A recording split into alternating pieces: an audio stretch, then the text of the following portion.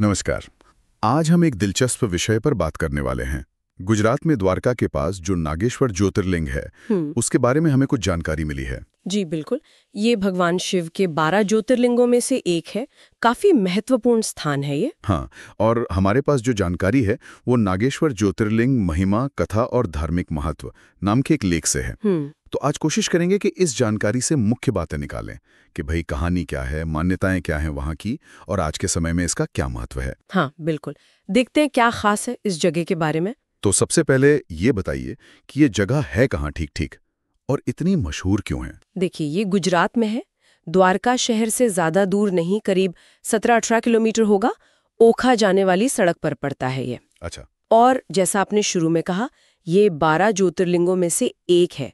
शिव जी का स्वयंभू रूप मानते हैं इन्हें। यहाँ उन्हें नागेश्वर महादेव कहते हैं। नागेश्वर यानी नागों के ईश्वर। ये नाम इसके पीछे कोई कहानी है? हाँ हाँ बिल्कुल, एक बहुत प्रसिद्ध कथा जुड़ी हुई है इससे। कहते हैं पुराने जमाने में यहाँ दारुका वन नाम का एक जंगल हुआ करता था, घना जंगल। दारुका वन? जी। और उस जंगल में दारुक नाम का एक राक्षस रहता था। उसकी पत्नी का नाम था दारुका। अच्छा, राक्षस। तो फिर कहानी में कुछ संघर्ष होगा? हाँ बिल्कुल। दारुका को असल में देवी पार्वती से एक वरदान मिला था कि वो अपना जंगल कहीं भी ले जा सकती है अपनी मर्जी से। ओह, तो फिर तो उन्होंने इसका गलत फायदा उठाया होगा। बिल्कुल। कहानी यही कहती है कि दारुक और दारुका अपनी शक्तियों का इस्तेमाल करके लोगों को और खासकर शिव भक्तों को बहुत तंग करने लगे थे। और इसी दौरान उन्होंने सुप्रिया नाम की एक बहुत बड़ी शिव भक्त को पकड़ लिया, बंदी बना लिया। ओह, लेकिन सुप्रिया जैसा कि भक्त होते हैं, उन्होंने कैद में भी भक्ति नहीं छोड़ी होगी। नहीं, बिल्कुल नहीं छोड़ी। उन्होंने जेल में ही शिवलिंग बनाया, मिट्टी का शायद, और पूरी श्रद्धा से ओम नमः शिवाय जपना जारी रखा। अच्छा। तो उनकी वो जो अटूट भक्ति थी, उनकी पुकार सुन के भगवान शिव खुद प्रकट हुए। वाह, सीधे वहीं कारागार में? हाँ, वहीं पे। और उन्होंने फिर दारुक राक्षस का वध किया, भक्तों को बचाया। और फिर वहीं ज्योतिर्लिंग के रूप में स्थापित हो गए। जी, कथा यही है। भक्तों ने प्रार्थना की तो शिवजी हमेशा के लिए वहीं ज्योतिर्लिंग के रूप में बस गए और नागेश्वर कहलाए। ये कहानी दिखाती है कि मतलब सच्ची भक्ति में कितनी ताकत होती है। बिल्कुल बिल्कुल, ये तो बड़ी प्रेरणादायक कथा है। अच्छा, अब जरा मंदिर के बारे में बताइए। जो जानकारी हमारे पास है उसमें कुछ खास बनावट या मूर्ति का जिक्र है? मैंने सुना है कोई बहुत बड़ी मूर्ति है वहाँ। हाँ हाँ, आपने सही सुना है। मंदिर परिसर में भगवान शिव की एक बहुत विशाल मूर्ति है, ध्यान मुद्रा में बैठे हुए। करीब 25 मीटर ऊंची, मतलब लगभग 82 फीट। अरे बाप रे, 82 फीट! हाँ, बहुत भव्य है, दूर से ही दिख जाती है। और ये एक बड़ा आकर्षण है।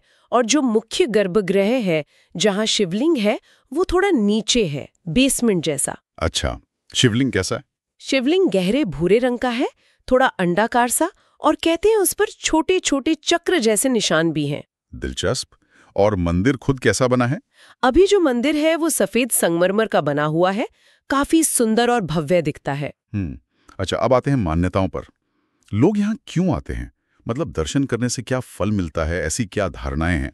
देखिए, सबसे बड़ी मान्यता तो यही है कि नागेश्वर महादेव के दर्शन से हर तरह का डर दूर होता है, खासकर सांपों का डर या किसी जहर वगैरह का असर, उससे मुक्ति मिलती है। नागेश्वर नाम से जुड़ा है शायद ये। हाँ बिल्कुल। और एक बहुत महत्वपूर्ण बात जो लोग मानते हैं वो है सर्प दोष का निवारण। सर्प दोष? ये ज्योतिष वाला? जी हाँ, ज्योतिष में कुंडली में एक खास तरह की ग्रह स्थिति होती है, काल सर्प योग या सर्प दोष। माना जाता है कि इससे जीवन में बहुत रुकावटें आती हैं, तो लोग मानते हैं कि यहाँ पूजा करने से इस दोष का निवारण होता है। अच्छा, ये तो ज्योतिष और आस्था का मेल हो गया। कोई और ऐसी भौगोलिक या ज्योतिषीय बात भी है इस जगह की? हाँ, एक और बहुत ही रोचक बात है। ये मंदिर कर्क रेखा पर स्थित है। Tropic of cancer? जी हाँ। सच में? कर्क रेखा पर? जी हाँ। और ज्योतिष में या आध्यात्मिक रूप से देखें तो कर्क रेखा को ऊर्जा का एक बहुत शक्तिशाली केंद्र माना जाता है। वाह, ये तो मुझे पता नहीं था। हाँ, और शिव पुराण जैसे पुराने ग्रंथों में भी इस ज्योतिर्लिंग का जिक्र आता है, तो ये इसकी प्राचीनता और महत्व को और बढ़ाता है। तो ये सिर्फ आस्था ही नहीं, एक खास ज्योग्राफिकल लोकेशन भी है। बिल्कुल, आस्था, कहानी और भूगोल सब मिल गए यहाँ तो। अच्छा, पूजा पाठ कैसे होता है यहाँ? कोई खास तरीके या अनुष्ठान? जो आम श्रद्धालु हैं वो तो जैसे बाकी शिव मंदिरों में होता है, गंगा जल, दूध, दही, शहद, घी, बेलपत्र, धतूरा वगैरह चढ़ाते हैं। सावन के महीने में और महाशिवरात्रि पे तो खैर बहुत भीड़ होती है, विशेष पूजा होती है। और जैसा हमने सर्प दोष की बात की, तो उसके निवारण के लिए यहाँ खास पूजाएं होती हैं। जैसे रुद्राभिषेक करवाते हैं लोग, मंत्रों के साथ शिवलिंग का अभिषेक होता है अलग अलग चीजों से, और काल सर्प दोष निवारण पूजा भी होती है। इसके लिए लोग दूर दूर से आते हैं। समझ गया। और पहुंचना आसान है वहां द्वारका से? हाँ, पहुंचना आसान है। द्वारका से आपको बसें मिल जाएंगी, टैक्सी वगैरह भी आराम से मिल जाती है।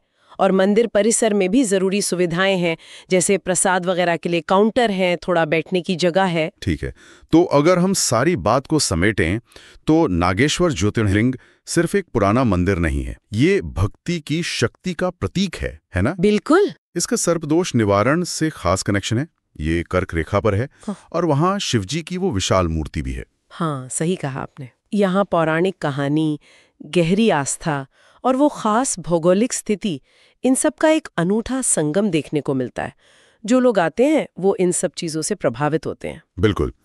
अच्छा, जो कहानी हमने सुनी सुप्रिया की कि कैसी शिवजी उसकी भक्ति देखकर जेल में ही प्रकट हो गए, ये बात सोचने पर मजबूर करती है कि क्या ज्योतिर्लिंग का मतलब यही है कि जहां भक्ति अपनी चरम सीमा पर हो, भगवान वहीं प्रकट हो सकते हैं, जगह की सीमाओं से परे? ये गहरा विचार है। शायद यही संदेश हो। हाँ, इस पर सोचा जा सकता है। चलिए, आज के लिए इतना ही। जी।